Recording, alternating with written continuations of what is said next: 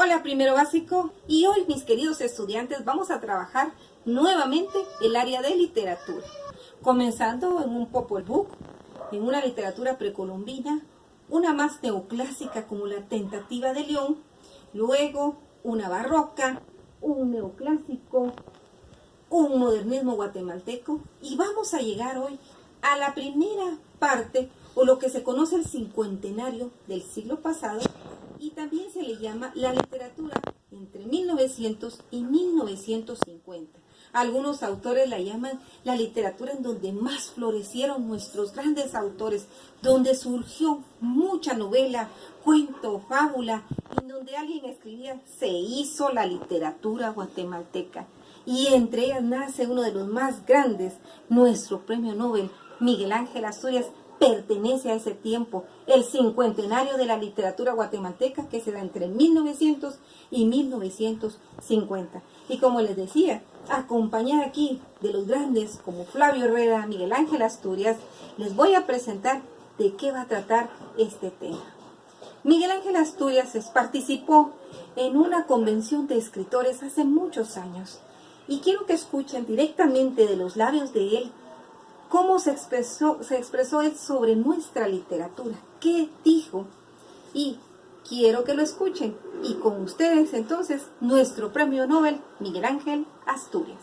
Con ocasión del segundo coloquio de escritores latinoamericanos y alemanes en Berlín, hemos tenido el honor de tener entre nosotros al gran novelista y escritor Miguel Ángel Asturias.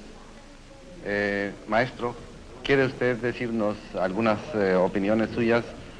Primero sobre la literatura hispanoamericana, sobre el valor que tiene la literatura hispanoamericana como mensaje a los pueblos europeos. Como lo he explicado aquí en el coloquio, la literatura latinoamericana y especialmente la novela tiene un carácter puramente de testimonio, de lucha, de combate.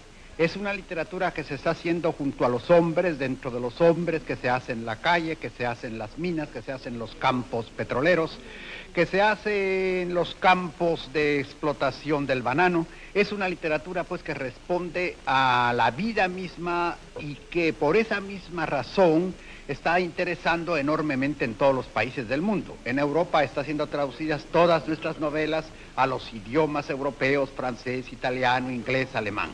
Este fenómeno se debe principalmente a que en nuestras novelas va el hombre unido a la naturaleza, a la gran naturaleza americana que sigue siendo algo deslumbrador.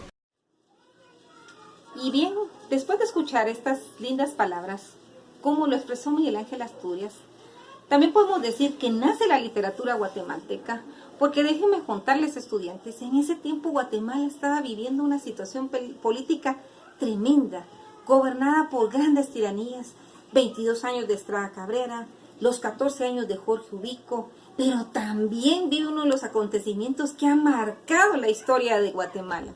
Porque déjenme decirles algo, la revolución, el 20 de octubre de 1944, es el único de los hechos históricos que podemos decir que sí cambió la historia de Guatemala. No quiero decir que los otros no hayan marcado ciertas situaciones, pero es en este tiempo que hay un antes y un después de Guatemala. Y es ahí donde aún más florece esta literatura, porque es una literatura de protesta. El señor presidente que habla de las tiranías, del poder que tenían los tiranos en esa época y que hacían callar al pueblo. La libre emisión del pensamiento era muchas veces vedada y muchas veces la gente por escribir y expresar lo que era cierto, lo que sentían, muchos fueron llevados al paredón, como el caso de los hermanos Asturias. ¿Y cuántas historias les puedo comentar? Así que la historia de estos primeros 50 años trata de tiranías, pero es donde nace esa literatura guatemalteca, es donde se inspira Miguel Ángel Asturias a escribir Un señor presidente o Un fin de semana en Guatemala, Hombres de maíz, donde compara la lucha del obrero ante el tirano que lo hacía trabajar grandes jornadas.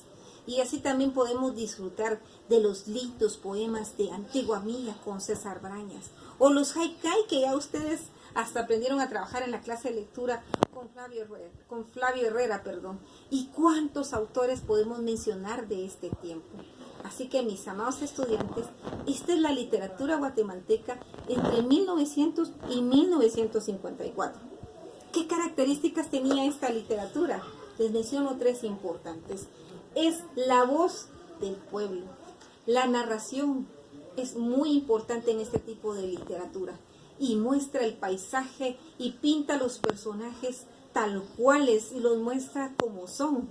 Nunca olvidaremos, para los que han leído Un Señor Presidente, y en un futuro ustedes lo leerán, aquellos personajes como Genaro Rodas o Lucio Vázquez, que es gente del pueblo que caminaban y contaban de sus experiencias, o una Camila, una chica despreciada por su familia, por los problemas políticos que enfrentaba su padre, o Miguel Cara de Ángel, que era dulce y malo como Satán, porque así lo describe. Los personajes en la literatura guatemalteca son muy entrañables, muy propios de Guatemala, aunque el señor presidente pues no tiene un ámbito fijo, puede aplicarse en cualquier ciudad, y si lo lee Alemania se puede sentir identificado, o si lo lee El Salvador. Pero al leerlos, y esto se lo digo a manera personal, vemos que son personajes muy de Guatemala. Cuando habla de un callejón de Jesús, sabemos que este callejón existe aquí en Guatemala.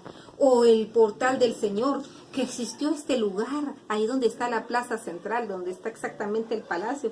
Ahí se encontraba el Portal del Señor, donde llegaban todos los pordioseros, como cuenta esta historia del señor presidente.